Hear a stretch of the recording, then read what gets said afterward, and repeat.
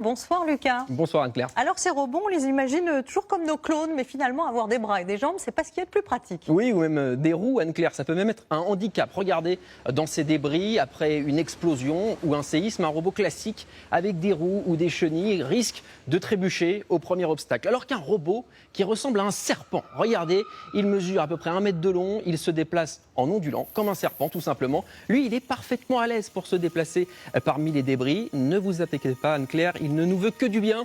Certains modèles sont même capables de s'enrouler autour d'un arbre ou d'un pylône et d'éteindre des départs de feu.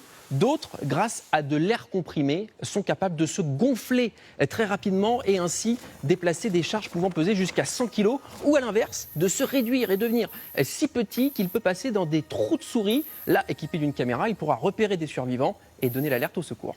Ces robots serpents, ils pourront aussi sauver des vies dans les blocs opératoires. Oui, là ça se passe aux États-Unis. Ce sont des chercheurs de la célèbre université, le MIT, qui ont conçu ce robot. Regardez, il est si petit, à peine 1 mm de diamètre, si petit qu'il peut s'introduire dans des vaisseaux sanguins là où il est impossible d'aller actuellement. Il est manœuvré à distance grâce à un aimant et en cas d'AVC, il pourra repérer et même détruire un caillot de sang. Immense avantage. Aucun produit chimique n'est utilisé, c'est donc sans risque pour le patient et pour le médecin. Et puis cela évite d'ouvrir le crâne du patient, ce qui est toujours extrêmement risqué. Et puis que ce soit sur Terre, à l'intérieur du corps humain, comme on vient de le voir, mais aussi sous l'eau, ces robots, ils seront à l'aise partout, dans tout type d'environnement. Oui, effectivement, regardez Anne-Claire, je vous emmène dans les profondeurs de la mer. Regardez, là c'est un prototype norvégien. Il peut rester sous l'eau jusqu'à 6 mois et explorer les fonds marins jusqu'à 600 mètres de profondeur. Il intéresse énormément les industries maritimes comme les plateformes offshore ou les éoliennes offshore. Pourquoi ?